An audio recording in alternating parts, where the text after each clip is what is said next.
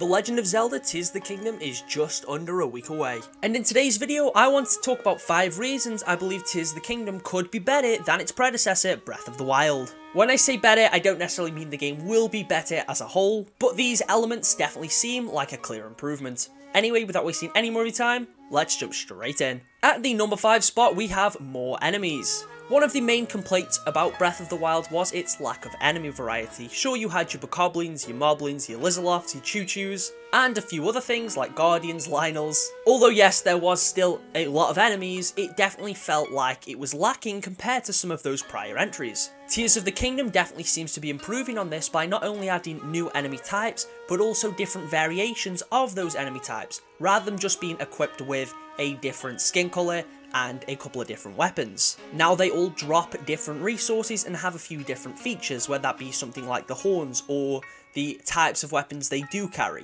And this will definitely add a bit more flavour to the game. Number 4's spot is a little bit similar, and that's more diverse bosses. Almost all of the main bosses in Breath of the Wild were all just blights. We had Thunder Blight, Fire Blight, Wind Blight, and Water Blight Ganon. And then the main boss was just Calamity Ganon, who kind of just felt like a mishmash of all the blights put together. Obviously had Dark Beast Ganon straight after, but that's more of a cinematic thing rather than an actual boss fight. And although you had your High Noxes and Stone Talus, and I guess you could consider Lynels and Guardians bosses in their own right, overall, the bosses were definitely lacking. They all felt pretty similar to one another, whether that be through gameplay or design. But this is another thing that Tears of the Kingdom is definitely improving on. We have seen a few of the new bosses in the trailers, and they look super fun to go up against. And they should be much more interesting mechanically as well. We also know Ganondorf himself is back, and I cannot wait to see how the fight against him plays out. Next up, we have more to explore. Breath of the Wild was easily one of the best open world games I've ever played, and its open world is absolutely majestic. Exploring it for the first time is something I will never forget,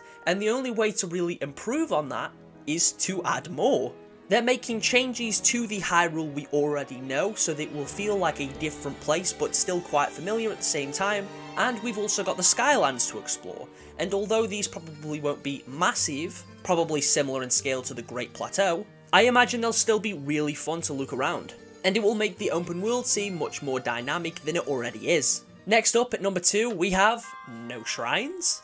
From pretty much all the trailers and gameplay that's been shown off, it looks like shrines might not be present, or if they are, at a massively reduced rate. I didn't dislike the shrines in Breath of the Wild. In fact, I think most of them were pretty fun, but I think most people will agree with me when I say there was definitely too many.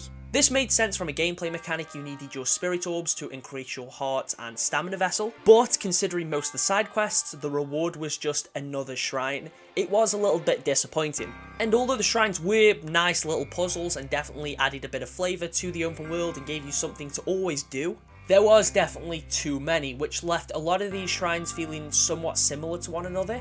Granted, I did love the combat shrine, so I hope we see something like that in Tears of the Kingdom anyway. And I guess you could make the argument that no shrines isn't necessarily an improvement over Breath of the Wild, and yeah, I'd be inclined to agree to an extent. I do want to see some kind of shrine type thing, or the shrines return in some capacity, just not as many. And in the number 1 spot, we have the brand new abilities. This is another one you could argue that doesn't necessarily make it better, and again, I'd be inclined to agree to an extent, because some of these abilities actually improve on some of the mechanics from Breath of the Wild anyway.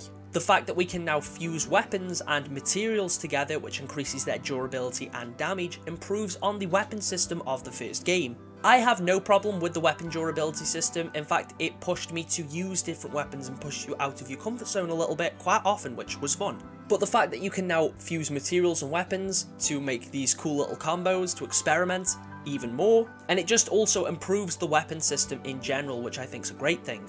And also the addition of the Master Hand ability, being able to basically create custom vehicles to explore the world however you want. It just adds so much more creativity, which is insane because after playing Breath of the Wild you wouldn't think that's possible. Although I am definitely going to miss Stasis if that isn't present. And speedrunners are probably going to miss the bombs at first, although I imagine they'll find a way to figure something else out. But anyway, those are my 5 reasons for why I think Tears of the Kingdom could be a better game than Breath of the Wild. I do feel like I need to make it very clear that Breath of the Wild is one of my favourite games ever.